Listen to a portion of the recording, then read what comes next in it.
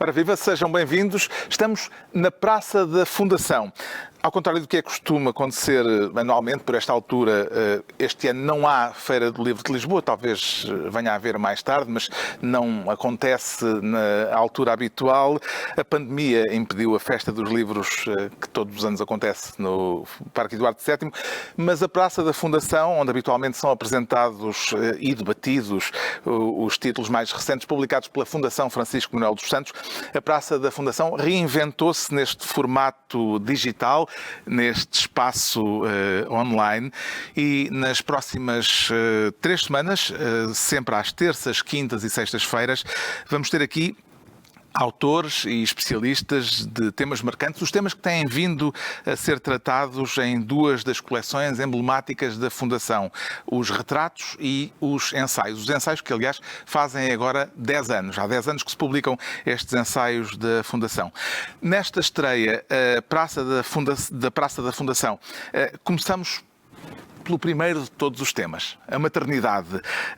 O pretexto é este livro, de Susana Moreira Marques, um livro com o título Quanto Tempo Tem um Dia? Viva Susana Moreira Marques. Faz sentido para si aquela analogia a que muitos autores recorrem, a analogia entre parir um livro e parir um filho? Olá. Olá. É um enorme prazer estar aqui e ter este bocadinho de substituição da Feira do Livro, realmente, que nos faz muita falta.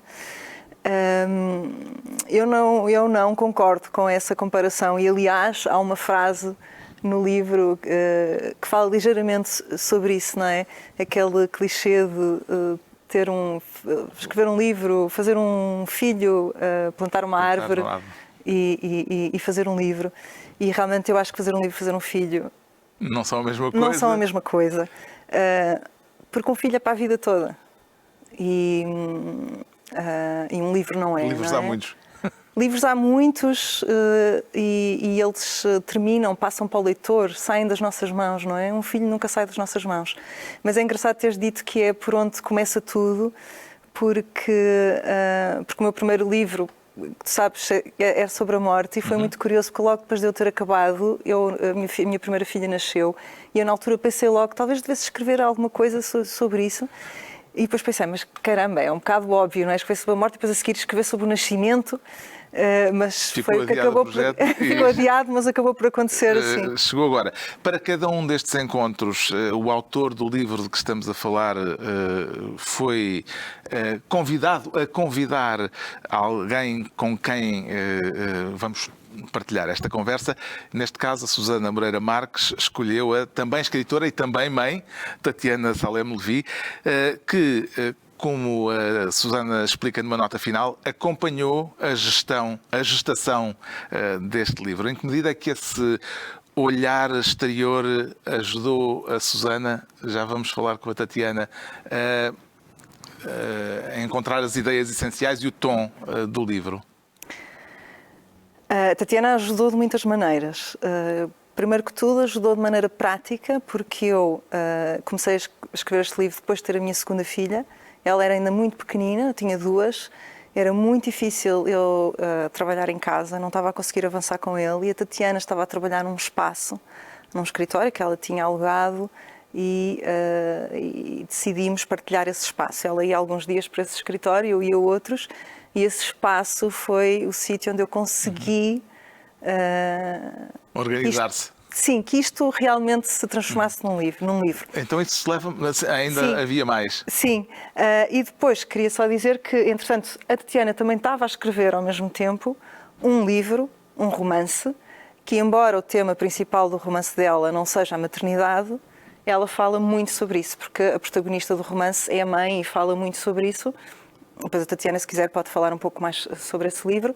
E então foi curioso que nós estávamos um bocado debruçadas sobre temas semelhantes a escrever ao mesmo tempo neste espaço partilhado. E a Tatiana foi a primeira pessoa que leu uma versão que ainda não estava completa, ainda lhe faltavam 2 capítulos, no momento em que aquele momento que às vezes temos, em que pensamos, será que isto realmente é um livro? Será que isto funciona? Será que alguém vai querer ler isto? E eu enviei para a Tatiana e a Tatiana foi... E ela quis ler. E ela quis ler. Sente-se de alguma forma tia deste livro, Tatiana?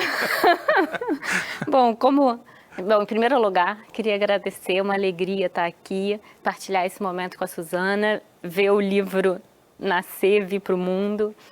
E até estava pensando aqui, foi uma coisa que eu agora, ao reler o seu livro, eu também me lembrei que em Portugal a gente fala fazer um filho. E no Brasil a gente não fala fazer um filho, a gente fala ter um filho. E é engraçado, porque também tem uma coisa de posse, que também não é muito legal, mas a ideia de fazer um livro fica mais diferente de fazer um filho, porque você não faz um filho, você tem um filho, um pouco nessa ideia do filho para o mundo, mas agora também o livro, fico feliz de ver seu livro indo para o mundo. Tia, não sei. Eu não sei se existe tia de livro. Acho que... Podemos inventar esse novo parentesco com os livros, não é?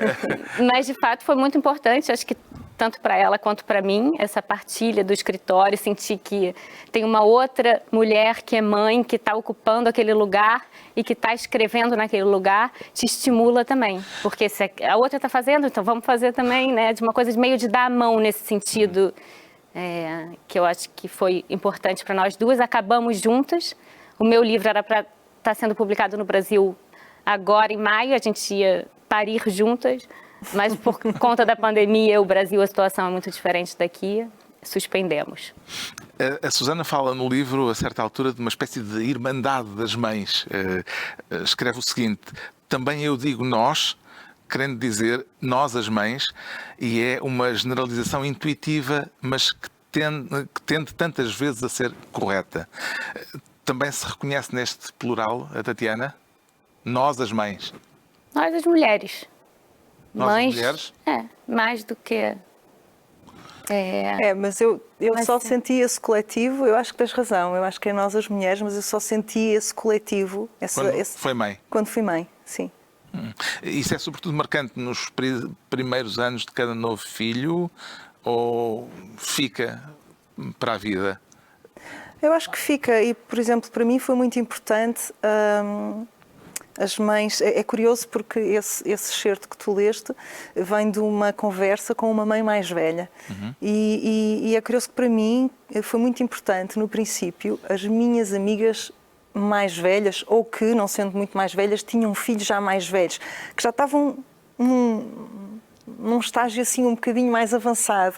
E eu podia olhar para elas e ver que era possível, não é? Que era possível elas serem umas mães fantásticas e continuarem a ser umas profissionais incríveis e umas mulheres que eu admirava, e isso dava-me uma certa força. Essa irmandade das mães, também, ou das mulheres, no caso de Tatiana, também a descobriu quando foi mãe? Ou já é Não, acho que das mulheres sempre foi. Desde criança, eu acho. Acho que tem uma coisa assim, não sei, de se sentir em casa, assim, das mulheres, de um compartilhamento de questões que dizem muito respeito ao corpo, que eu acho que são sempre questões muito importantes para a mulher, e mesmo antes de ter filho. E há uma particularidade, ou acentua-se uma particularidade a partir da maternidade?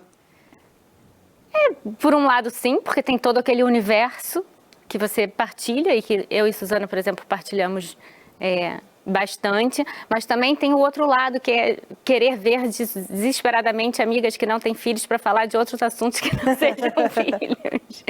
Então, e mesmo nós, às vezes, tentamos, vamos falar de outra coisa, não vamos falar de filhos. Mas no livro da Suzana há muito essa ideia, Sim, fica muito presente essa ideia de uma obsessão ou de qualquer coisa de tão avassalador que toma conta por completo da existência. Não sei se será só nos primeiros anos de vida de cada filho ou se altera mesmo essa condição. Eu queria só explicar um bocadinho mais esta ideia que eu disse de sentir esse coletivo depois de ser mãe. Eu acho que, pelo menos em Portugal, enquanto eu fiz todo o meu percurso, não é que não houvesse muitas particularidades de ser mulher, e houve, não é? E não é que eu sempre tive mais amigas mulheres com que partilhavam uma série de coisas íntimas, de uma maneira que não fazia com amigos homens, não é? Acho que isso é natural. Mas só quando eu fui mãe, eu costumo dizer que só quando fui mãe é que me tornei feminista. Só aí é que eu senti que havia realmente uma diferença na minha vida, na maneira de eu estar, na maneira das pessoas me verem, na maneira como eu podia pensar o meu futuro e o meu dia-a-dia por ser mulher.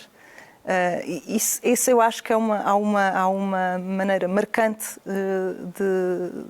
de ser mãe na sociedade que mexe muito connosco. Pois, a um nível pessoal, eu senti muito essa experiência como uma coisa avassaladora. Eu acho que é mais nos primeiros anos. Há um pouco uma luta entre... nós queremos continuar a ser quem somos, não é? A luta pela identidade da pessoa que sempre fomos até sermos mãe. Mas, por outro lado, queremos nos entregar a este amor, coisa. Não é? E a esta criança e este ato de... Justamente, o livro começa, aliás, por essa ideia, com uma frase potente, parece-me. Foi naquela altura que deixei de conhecer a cidade. E este é um tema que está presente em todo o texto, parece-me. O modo como a maternidade desarruma, como altera as relações de uma mãe, quer com o tempo, quer com o espaço.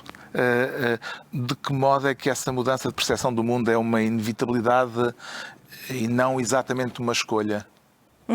Eu acho que no princípio, sobretudo, quando se tem um bebé pequeno ou crianças pequenas, eu acho que isso, e quando eu digo no princípio, podem ser bastantes anos, não é? E no princípio faz diferença ser no princípio do primeiro filho ou aconteceu exatamente a mesma coisa com a segunda filha? Porque aqui este livro já não é de alguém que estava a ter a primeira experiência de maternidade. Já tinha sido mãe anteriormente. Sim, foi muito engraçado porque uma das primeiras pessoas que também leu o manuscrito, quando eu o acabei, foi o Stephen Tobler, que é o meu editor inglês, que é um tradutor do português também, então lê em português. E é uma pessoa que eu gosto muito e que respeito a opinião, e mandei-lhe. Ele também é pai e curiosamente tem um filho mais ou menos da idade da minha, mais nova. E ele, quando me escreveu, vou dar a opinião dele, ele disse: uma coisa que eu gosto é que o teu livro é um livro que ele chamou Quiet. Tranquilo, sim. Não tem aquele choque que muitas vezes se vê nos livros de mães. E em Portugal, muito poucas escritoras, eu penso, escreveram sobre este assunto, pelo menos de uma forma direta, não é? Embora as mães possam aparecer nos seus livros de outra maneira. No mundo de língua inglesa, nos últimos anos, têm saído muitos livros sobre este assunto. Várias escritoras escreveram sobre ele de formas muito honestas, muito diretas. E ele dizia isto, que em muitos livros há quase uma espécie de choque, de surpresa, não é? Aquela surpresa quando se tem um filho. Eu acho que essa surpresa... diz respeito ao primeiro filho. Eu acho que isso diz respeito ao primeiro filho. E a maior parte dos livros são escritos depois do primeiro filho. E com essa surpresa, não é? Com esse confronto. E eu escrevi depois da segunda, portanto já não havia, eu já sabia o que me esperava. Mas se mesmo sabendo o que me esperava, a experiência continua a ser a mesma e estar lá. E as prioridades são todas radicalmente Sim, mudadas. E a verdade é que minha filha tinha 5 anos quando eu tive a segunda, ela ainda era muito pequena, não é? E portanto a minha vida ainda ficou mais... nesse sentido, mais reduzida, mais isolada, não é? Porque não só eu tinha a bebé, como ainda tinha a outra. E, portanto, toda a nossa gestão, quando eu digo eu deixei de conhecer a cidade, foi porque eu realmente tinha essa sensação, e isto nos últimos anos Lisboa mudou muitíssimo, não é? Estavam a abrir imensos... Agora, enfim, vamos ver o que é que vai acontecer depois da pandemia, mas Lisboa passou a ser o centro do mundo. Eu sonhava com isso, eu vivia em Londres, e tinha este sonho que Lisboa, imaginemos um sítio com praias maravilhosas, um clima ótimo, mas com um ambiente cosmopolita como Londres. Claro, isso é um sonho de qualquer pessoa, não é? E finalmente Lisboa parecia estar a tornar-se nisso. Com imensos cafés, restaurantes a abrir, pessoas novas, todo mundo a vir para a cidade, e eu não saía, não é? Portanto, eu tinha a sensação que eu não estava a conhecer realmente o que estava a passar, que as coisas mudavam à minha volta e eu estava um pouco... na minha bolha, não é? Na sua experiência de mãe, também sentiu esse déficit de relação com o mundo? Estava pensando nisso, o oposto total. Bom, primeiro também porque eu fui mãe num país que não é o meu, numa cidade que não é a minha, e eu gosto muito de ficar em casa. Mãe em Portugal, em Lisboa? Em Lisboa, as 2 vezes. E eu gosto muito de ficar em casa. E quando eu tive filho, criança gosta de ir para a rua. É como o cão, você tem que levar para passear, porque se você não leva para passear, começa a ficar desesperado em casa.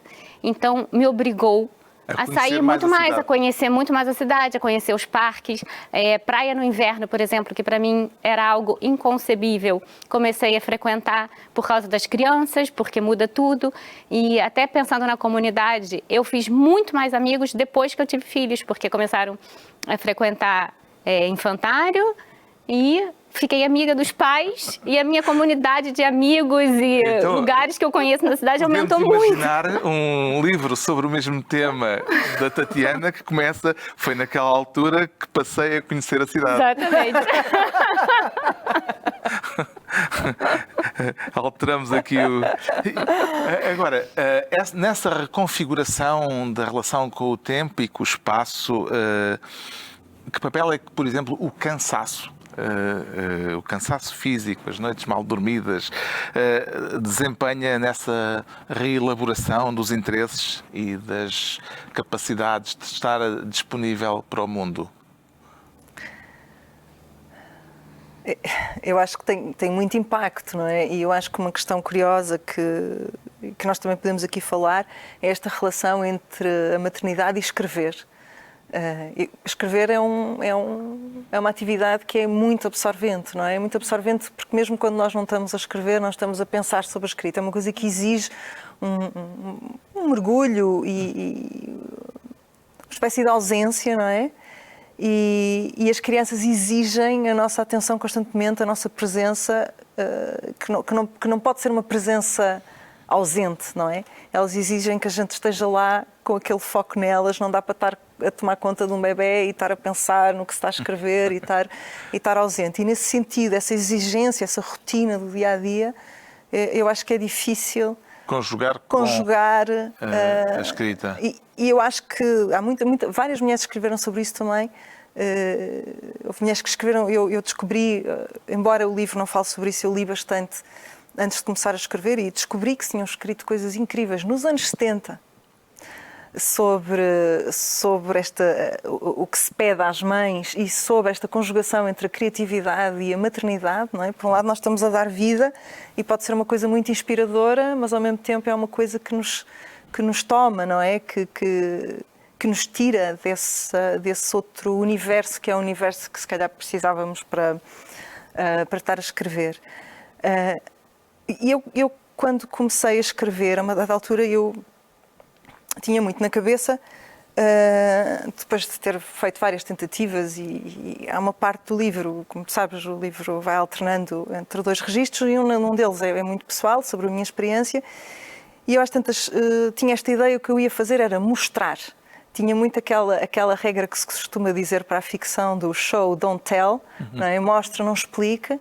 Claro que se explica alguma coisa, mas eu tinha muito esta ideia de mostrar, de escrever e tornar essa rotina, esse tempo da rotina, desse cansaço, uma coisa significativa. Como é que eu poderia fazer isso? Que era descrever esses momentos, esses gestos, de maneira que eles passam a ser... receio que está plasmado nesta frase. Enfurecia-me se, ao descrever a minha vida, a visse cheia de clichês. Se me visse como uma mulher que tinha jurado não ser. Confrontou-se com esse dilema de aquilo não parecer, afinal, nada de tão grandioso ou interessante como o que estava a viver quando era transferido para o papel?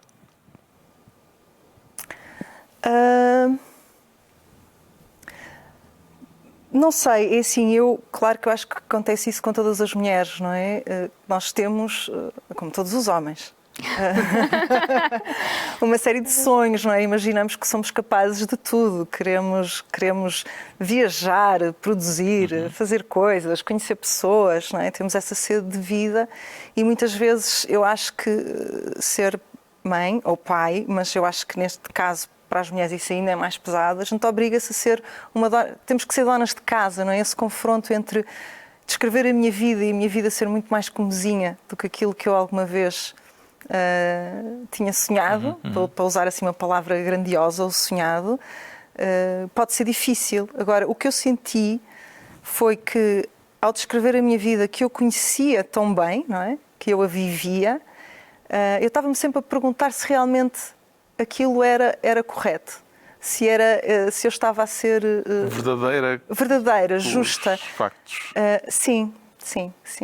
Também sente este desfazamento, a Tatiana? Qual O desfazamento? desfazamento entre aquilo que quer escrever como algo de especial, porque senão não valeria a pena, não é? Claro. E o facto de isso poder não corresponder depois àquilo que acaba por ser escrito e que acaba por aparecer no texto. Não, acho que não. Sabes, eu acho que a maternidade é uma coisa tão... E foi curioso estares a dizer isto, estás a dizer quase tudo o oposto daquilo que eu estava a dizer. E o mais engraçado é que a gente nunca tinha falado sobre isto. Nunca tínhamos percebido estas diferenças. Mas eu estava... Até a coisa do cansaço eu estava mais fácil. Continua depois. Sim, eu a falo. coisa do cansaço também gostava de, Não, mas de ouvir a diz, Tatiana eu já sobre o aspecto do Também, cansaço. para mim também é o oposto, num certo sentido, porque eu sempre sofri de insônias, de enxaquecas e de um cansaço crônico e eu dava muita importância para isso e isso atrapalhava muito a minha escrita. Com os filhos, eu costumo dizer que eu nunca dormi tão bem como depois que eu fui mãe, porque eu ficava num cansaço e não dava bola para essas coisas, entendeu? Parei de dar atenção para esses problemas, para minha insônia, aí eu comecei a dormir, entendeu? Então eu comecei a melhorar em outros aspectos e aí eu acho que escrever, num certo sentido, até ficou mais fácil, sobretudo depois da segunda. Acho que eu nunca trabalhei tanto quanto no primeiro ano de vida da Esther, que é a minha segunda. Porque ganhou capacidade de concentração. Primeiro porque me deu uma vontade enorme de trabalhar. E depois porque eu acho que tinha uma coisa, eu tenho esse horário aqui para trabalhar, então eu vou trabalhar nesse horário.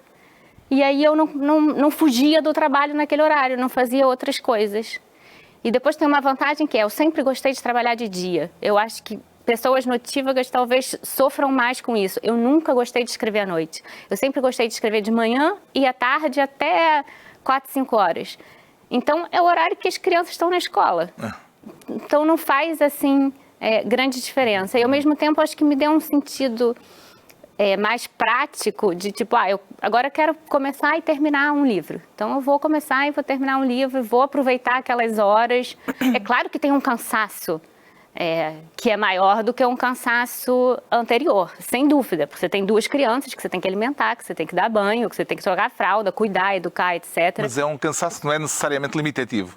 É isso, eu acho que é um cansaço que não necessariamente tira a energia e a sua capacidade de fazer coisas. Está mesmo a ser escrito outro livro nesta conversa. É curioso que eu, pelo contrário, dormia como uma pedra. Pois. Sempre dormi como uma pedra, nada me acordava, incluindo às vezes o meu próprio despertador.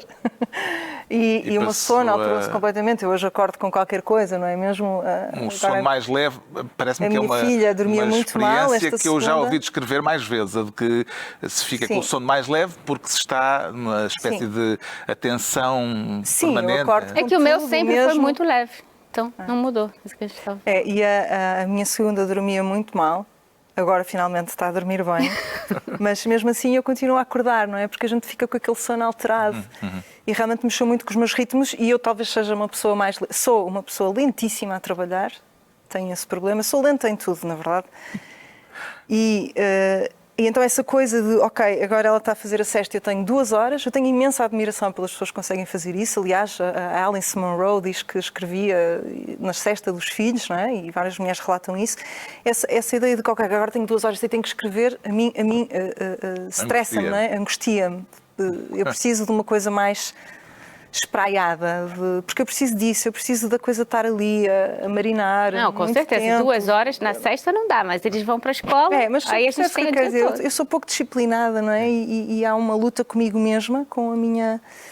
Mas o que eu queria dizer era, voltando um bocadinho atrás, eu li vários livros, como te estava a dizer, coisas muito interessantes, muito boas. Nunca senti que fosse o livro que eu escreveria. E nunca senti que aquilo captasse exatamente a minha experiência. Curioso. Mas agora que escrevi o meu livro, eu própria não sei se ele capta exatamente a minha experiência.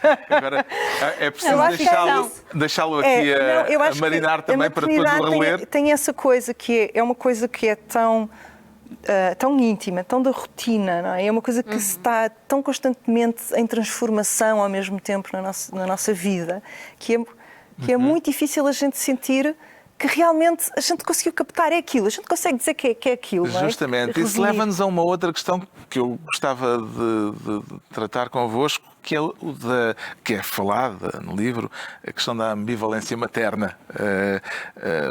Prazer e dor, alegria e angústia, júbilo e cansaço. Como é que se aprende a gerir e a lidar com todos estes opostos? Eu não sei se aprende, eu acho que se vive com isso. A Tatiana discorda porque? Não discordo. Agora não vou discordar. Eu acho que isso não muda, mesmo quando eles crescem. Minha filha tem 8 anos e já fez 8 anos e antes de eu vir para aqui foi um problema que ela não queria que eu a deixasse. Depois de 2 meses em casa de quarentena, como é que eu vou agora sair?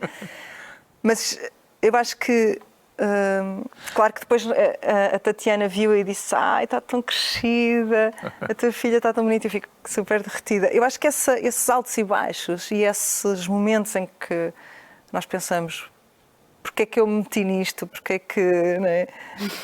Porque é que esta é a minha vida? E os momentos em que estamos de felicidade extrema com a nossa família, eu acho que isso nunca vai mudar.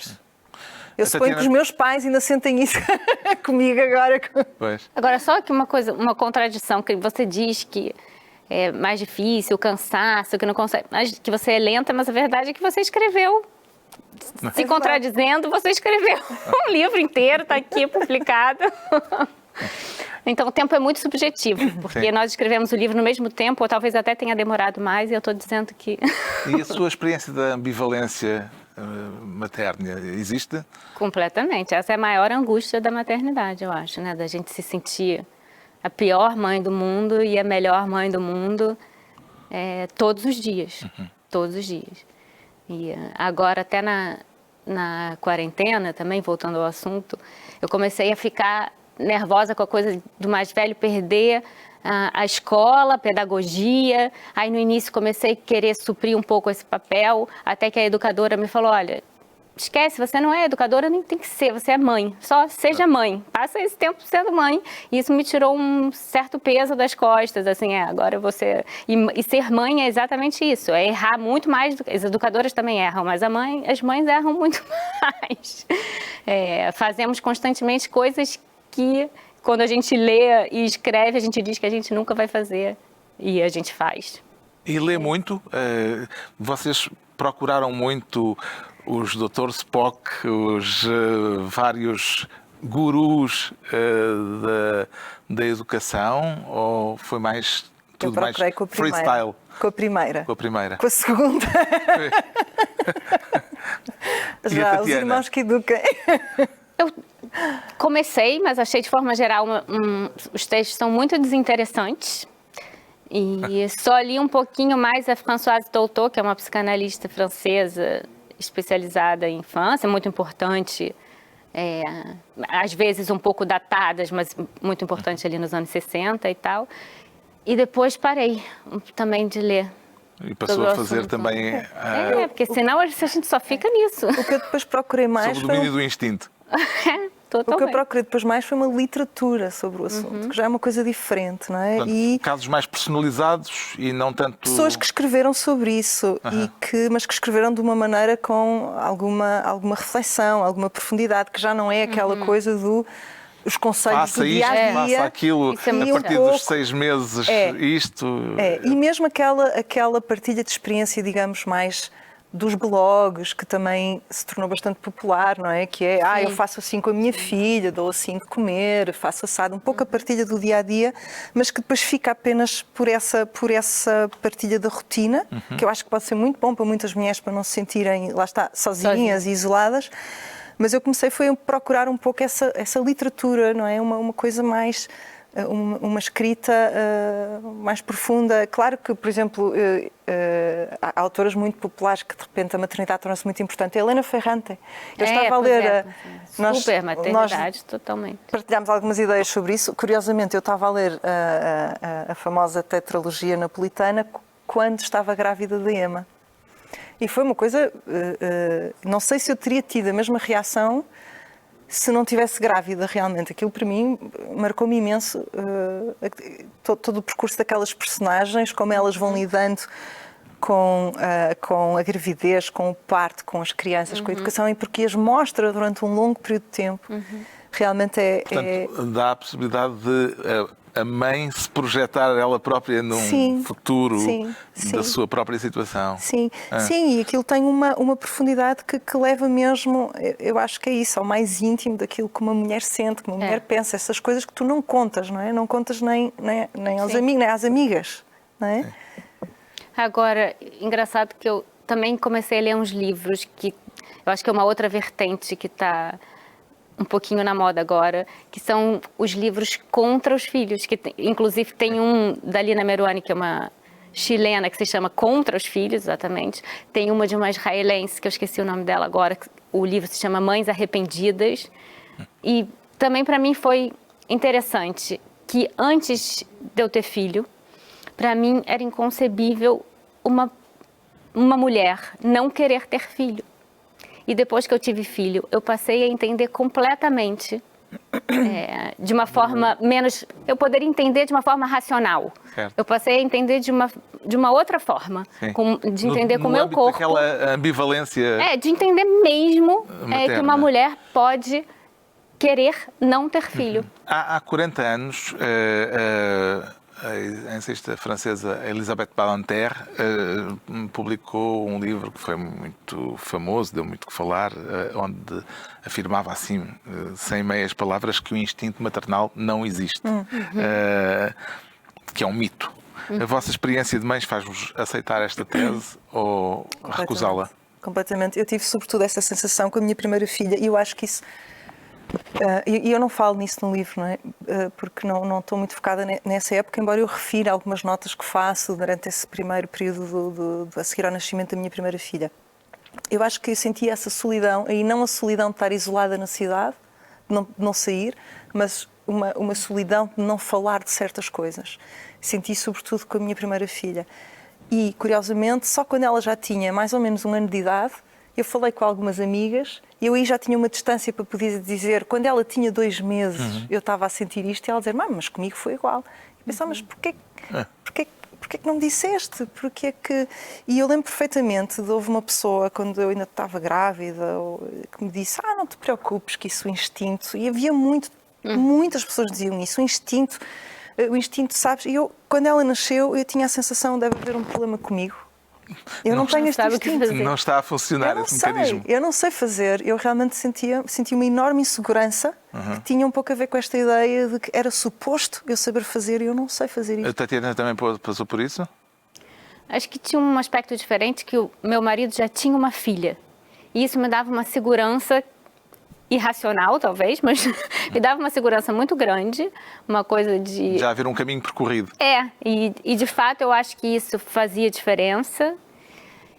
E depois, talvez uma coisa de personalidade ou cultural, não sei, para mim nunca foi uma questão, nunca tive dificuldade em falar de questões, problemas físicos, de questões que não estejam dando certo, não estou conseguindo dar de mamar, meu peito está empedrado, ou sei lá, para mim eu falo isso... para mim é muito natural. Sobre isso, sobre o problema de dar de mamar. Pois é isso. Nada é fácil, mas eu acho que eu já tinha ouvido que as coisas que não são fáceis, como se... Não foi uma novidade, não foi um espanto para mim, não ser fácil. Eu acho que já fez muita diferença entre quando nasceu a minha filha há 8 anos atrás e a segunda. O espanto pode mesmo ser... em relação a esta questão de, por exemplo, dar de mamar, que foi muito difícil para mim com a primeira, e esta partilha hoje, que eu acho que há 8 anos para cá isso já mudou. Eu acho que as mulheres começaram a partilhar mais em Portugal. Começou-se a falar mais desta questão de não é uma coisa óbvia. Claro que é natural dar de mamar, sim, é natural, mas nós temos que aprender. Os bebés também estão a aprender. É uma coisa que pode levar tempo, que pode ser difícil e, sobretudo, não criar essa culpa nas mulheres, não é? E eu acho que já mudou desde que a Ana nasceu há 8 anos, em que eu acho que havia mais silêncio sobre E o silêncio era uma espécie de culpa induzida para quem não Eu acho conseguisse achar aquilo absolutamente natural? Eu acho que há duas coisas. Uma é um certo receio que as mulheres têm de, ao dizerem isto, serem mal interpretadas. Interpretadas como más mães, não é? Que é sempre o medo das mães, não é? A gente vive com esta coisa das más mães. As mães são sempre a culpada de tudo, não é? Depois os filhos vão gastar imenso dinheiro a fazer psicanálise. Mas eu acho que há outra coisa, é que o tempo da maternidade, que é outra coisa que eu queria muito também, isso está no livro acaba por falar muito sobre o tempo, é um tempo também ao mesmo tempo voraz. Parece que demora imenso tempo e depois passa muito rápido e nós estamos sempre a aprender coisas novas, não é? Os 2 meses não é igual aos 6, que não é igual aos 9, que não é igual a 1 ano, que não é igual a 1 ano e meio. Quando eles chegam a 1 ano, estão a andar, tens uns desafios. Os 2 meses, quando estavas a dar de mamar, já foi há muito tempo. E eu acho que as mulheres, é tão exigente, não é? Tu já és obrigado a estar focado, que já te esqueceste. E, portanto, eu própria às vezes pergunto, a minha irmã agora, eu tenho uma sobrinha que nasceu há 5 meses, em dezembro passado, e às vezes a minha irmã pergunta-me como é que tu fazias? Eu tenho 2 anos e meio, eu às vezes já não sei, já não me lembro, não é? E eu acho que também há isso, eu acho que as mulheres depois estão noutra e desligam e já não. É uma espécie de camadas geológicas que se vão sobrepondo umas às outras e deixando as outras invisíveis. Eu percebi a uma dada altura, quando estava a escrever, e isso depois ajudou-me a continuar, eu percebi que, sim, era um livro sobre maternidade, mas eu estava a escrever sobre o tempo.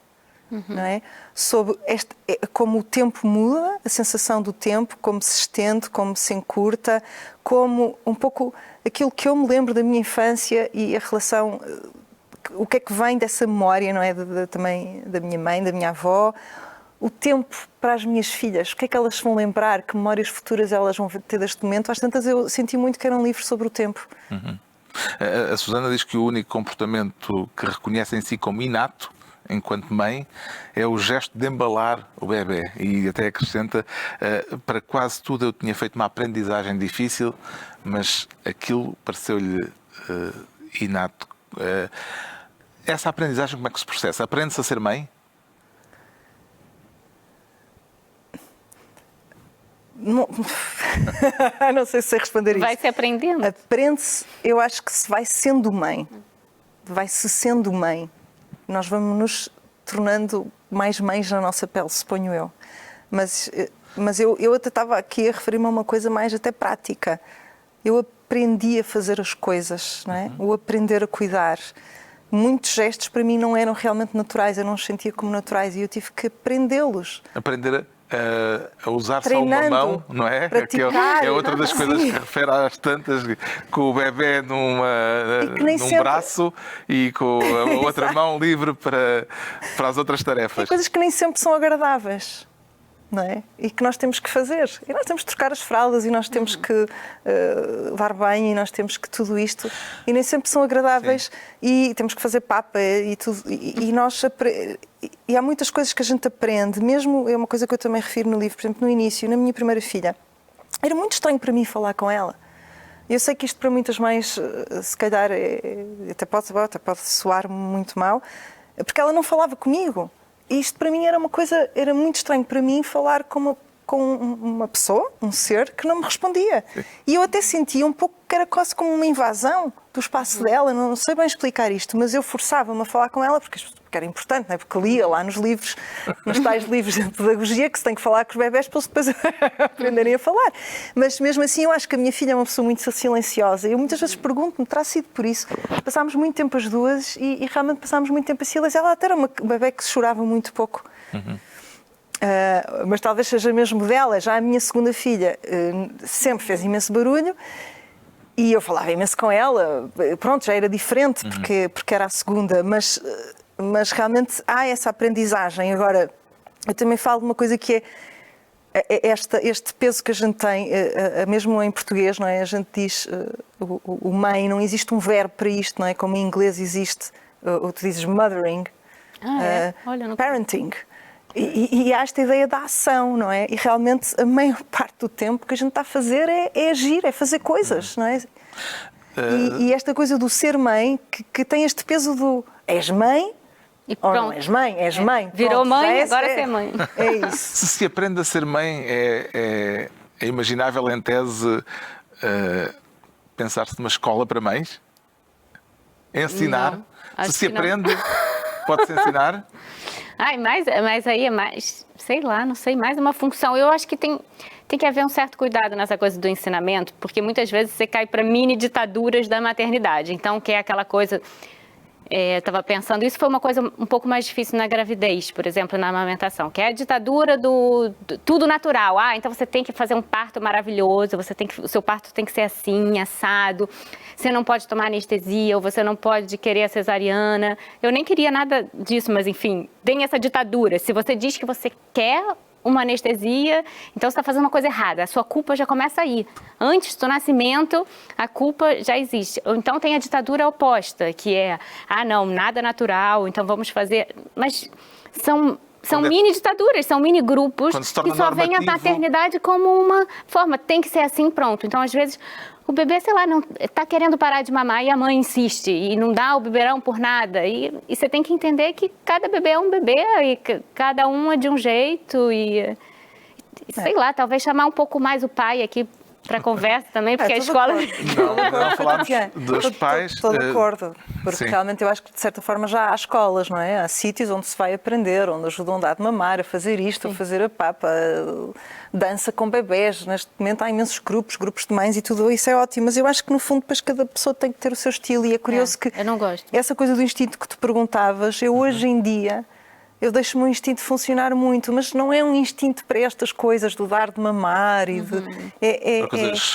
para a própria educação. Para a própria educação. Hoje em dia, aquilo que eu decido em relação aos castigos, ponho castigo, não ponho castigo, como é que eu falo com as minhas filhas, hoje em dia eu faço muito mais por instinto e assumindo que é o meu estilo, que é a minha maneira de estar e que é a maneira de estar da nossa família, claro. Sim. Porque também há um pai. Há um aspecto que não falámos que é da paternidade e isto leva-nos a uma questão, já temos pouco tempo, mas que tem interesse de tratar, que é dos papéis pré-definidos e que também é abordado, também é um tema abordado no livro. Pareceu-me que a Susana não tem grandes certezas ou certezas absolutas acerca disso, porque escreve a certa altura isto. Não sei porque é que eu, que acreditava firmemente que não havia papéis pré-definidos para pais e mães, sentia que talvez não fosse a melhor pessoa para ensiná-la, à filha, a andar de bicicleta, que talvez ela preferisse o pai, o padrasto, o avô, o tio, qualquer uma das figuras masculinas da sua vida. Esta questão pôs-lhe a questão dos papéis Sim, pai e mãe. Pôs-se e continua a pôr-se. E acho que vai continuar. E eu acho que... E tinha mais certezas antes ou mais certezas a posteriori? Sobre... claro que tinha mais certezas antes, não é? Nós antes de termos filhos achamos que vamos ser super feministas, vamos partilhar tudo, vamos conseguir fazer um equilíbrio. E claro que depois a realidade não é assim, e eu acho que isso acontece também mesmo numa vida de casal sem filhos. Esta questão dos papéis e de como é que eles se dividem já existe. Com filhos eu acho que existe ainda muito mais, e claro que nós também somos feitos das nossas memórias e daquilo que nós aprendemos. Quem me ensinou a andar de bicicleta foi o meu pai, não é? E é um pouco estranho se de repente ser eu a ensinar a andar de bicicleta. Há um certo imaginário que nós temos e esse imaginário também tem que ir sendo quebrado, não é? Ainda há papéis pré-definidos também na sua experiência, Tatiana? Eu vou ter que discordar dessa não queria, mas... Estamos a acabar, portanto, acabamos como começámos, é bom. Fecha-se o círculo. Não, eu acho que lá, pelo menos na minha casa é tudo organicamente muito bem... muito dividido, assim, acho que... Não, mas na minha casa também é, agora, com o meu atual companheiro, também é tudo dividido, mas é outra coisa, é essa que nós próprios achamos que há certas coisas que, mesmo que tu estejas a fazer e que tu digas, eu faço, não é? Eu posso fazer como um homem, ou ele pode fazer como uma mulher, mas há uma parte de ti que ainda se pergunta, não é? Tirando o dar de mamar, eu não penso em nada que, isso sou eu que faço, só eu que faço, ou aquilo... só o meu marido que faz, o que eu não posso fazer, ou que eu não esteja confortável no lugar. Enfim, eu acho que também ter filho é uma continuidade da memória, mas é um corte também muito grande, né? E é importante que seja, porque, enfim, se o pai dos meus filhos fosse repetir exatamente o modelo de pai dos nossos pais... Susana, para acabar, sente-se uma mulher diferente por ter filhos? Mulher diferente do que era? Será? Sim, Consegue projetar a ideia de não ter filhos nesta já não consigo circunstância? imaginar a minha vida sem filhos. Nem quereria a minha vida sem filhos, não é? Não consigo imaginar a minha vida sem as minhas filhas. Quero esta vida com elas, não a trocava por nada. Agora, eu também digo no livro que um certo momento que às vezes o que me surpreende mais é o quanto eu não mudei, não é? O quanto, lá está, eu não me tornei mais disciplinada ou melhor dona de casa e continuo a ser a mesma pessoa que sou, com os meus defeitos e também as minhas virtudes, não é? Uma pessoa... E espero que as minhas filhas depois um dia reconheçam isso. Tem agora essa bagagem adicional. Estamos a acabar e este é um tema que convoca inevitavelmente a memória de textos, de literatura e, para acabar, eu trouxe uns versos de Herberto Helder do poema Fonte, onde há a dar de passo esta passagem. As mães são as mais altas coisas que os filhos criam, porque se colocam na combustão dos filhos, porque os filhos estão como invasores dentes de leão no terreno das mães. Obrigado por terem vindo, obrigado Tatiana Salem Levi, obrigado Susana Moreira Marques. Fica a sugestão de leitura do livro Quanto Tempo Tem um Dia? Experiências da maternidade, experiências da Susana Moreira Marques. Esperamos agora que a Tatiana traga também e partilhe connosco as suas experiências, eventualmente num outro livro. Amanhã voltamos a abrir a Praça da Fundação. Vamos ter aqui o advogado, conferencista e humorista José Pedro Cobra para uma conversa em tempo de pandemia sobre medo, humor e desinfecção.